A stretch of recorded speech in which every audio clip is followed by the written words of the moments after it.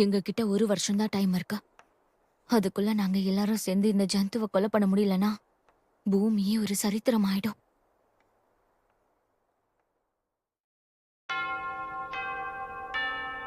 அட, lunch bell அடிச்சிட்டாங்க. நான் இப்பதான் சைனால இருந்து மாப்போ டோஃபு கொண்டு வந்திருக்கேன். ஆ, நீங்க யாராவது என்ன கொல்லணும்னு நினைச்சீங்கன்னா கால் பண்ணுங்க, வந்து நிக்கிறேன்.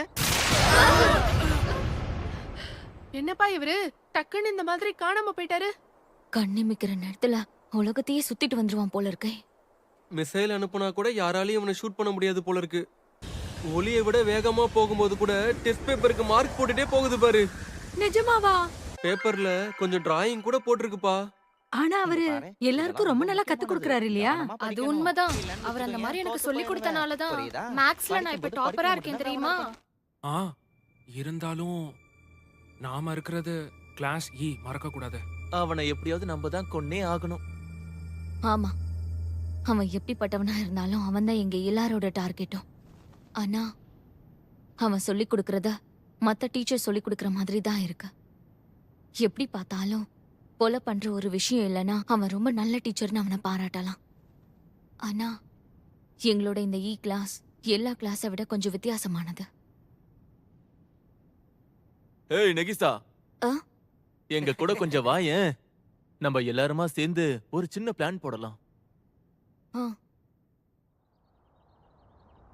அந்த ஆக்டோபஸ் தன்னோட மூடுக்கு ஏத்த மாதிரி அதோட முகத்தை மாத்திக்குது. நான் உன்கிட்ட நோட் பண்ண சொல்லியிருந்தேன்ல, அதை நோட் பண்ணியா? அது நான் கவனிச்ச வரைக்கும் அது ரொம்ப கான்ஃபிடென்ட்டா இருக்கும்போது முகம் பச்சை ஆகுது. நம்ம தப்பான பதில சொல்லும்போது அதோட முகம் டார்க் பர்பிள் ஆகுது.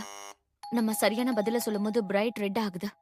லஞ்ச் சாப்பிட்டதுக்கு அப்புறமா அது சந்தோஷமா இருக்கும்போது எனக்கு இந்த விஷயம்லாம் தேவையில்ல. என்கிட்ட ஒரு பிளான் இருக்கு. நம்ம அதை தாக்க போகும்போது அந்த விஷயத்தை பத்தி அதுக்கு தெரியவே கூடாது. அது அது வந்து நான் ஒன்னும் தெரியாத மாதிரி நடிக்காத. நம்மளா இ கிளாஸா சேர்ந்தவங்க. அவனை கொல்றதுனால நம்ம ஸ்கூலுக்கு தான் பேரும் புகழும் போய் சேரும். அத நீ மறந்துடாத. உனக்கு அது தெரியும். ஏய், நான் எண்டு கிளாஸ்னு அர்த்தம். ஒவ்வொரு நாளும் நம்மள தனிமைப்படுத்தப்பட்ட இந்த மலை கேம்பஸுக்கு அனுப்புறாங்க. நம்மள மட்டும் ஒருதலை பட்சமா தான் நடத்திக்கிட்டு இருக்காங்க. நமக்கு மட்டும் அந்த 10 மில்லியன் எண் கிடைச்சா எவ்வளவு லாபமா இருக்கும். அதை வச்சு நம்ம என்ன வேணாலும் பண்ணலாம். யோசிச்சு பாரு.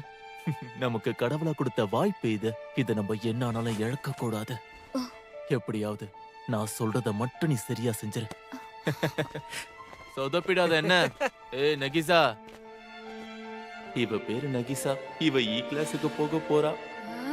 அப்பவே தோணுச்சு நீ அதுக்கு தான் லாய்க்கின். இந்த பேரை நான் அட்ரஸ் புக்ல இருந்து அழிச்சிட போறேன். நானும் தான். எனக்கு இந்த மாதிரி யாரெல்லாம் ஃப்ரெண்டா இருக்க வேணாம். என் லெவலே வேற.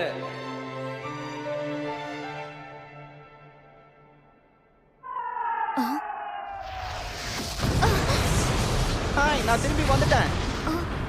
ஹலோ மாஸ்டர், வணக்கம். இது என்ன மிசில் மாதிரி இருக்கு? இது ஒரு நினைவு பரிசு. ஜப்பான் கடல்ல இருந்து செல்ஃப் டிஃபென்ஸ் ஃபோர்ஸ் எனக்காக இதை அனுப்புனாங்க. ஆனா இது ரொம்ப கஷ்டமா இருக்கும்ல, எல்லாரும் உங்களை டார்கெட் பண்றாங்க. அதெல்லாம் ஒண்ணும் இல்ல. எல்லாருமே நம்மள டார்கெட் பண்ணும்போது நமக்கு ரொம்ப அதிகமான சக்தி இருக்குன்னு நம்ம உணருவோம். ஓ. சரி, 50 பீரியடுக்கு நேரமாச்சு, வா போலாம்.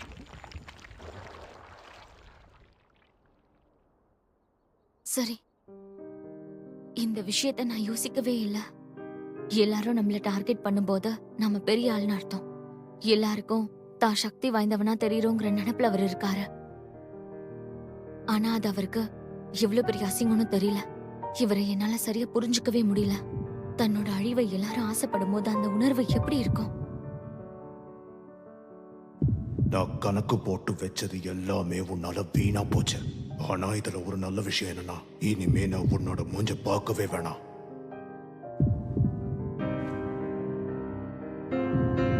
என்னால இவரை கொல்ல முடியும். என்ன இருந்தாலும் இவரும் ஒரு டீச்சர். இவரால என்ன பார்க்க முடியாதுல.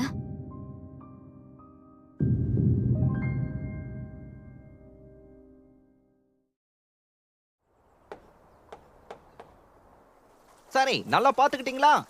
நம்ம தீமோட மேட்ச் ஆகுற மாதிரி ஒரு குட்டி போயமை எழுதுங்க. ஆனா கடைசி வரியில டென்டகல்ஸ்னு முடியற மாதிரி வரணும், புரியுதா? டென்டகல்ஸ்னு முடியற மாதிரி இருக்கணுமா? ஆமா, எழுதி முடிச்சதுக்கு அப்புறம் என்கிட்ட கொண்டு வந்து காட்டணும். நான் அதை செக் பண்ணி கிராமர் கரெக்டா இருக்கான்னு சொல்லுவேன். சிறந்த போயம்க்கு நிச்சயமா பாராட்டு கிடைக்கும். உதாரணத்துக்கு, தோட்டத்தில் மேல் பனிப்பொழிவு பூக்களின் மேல் பனி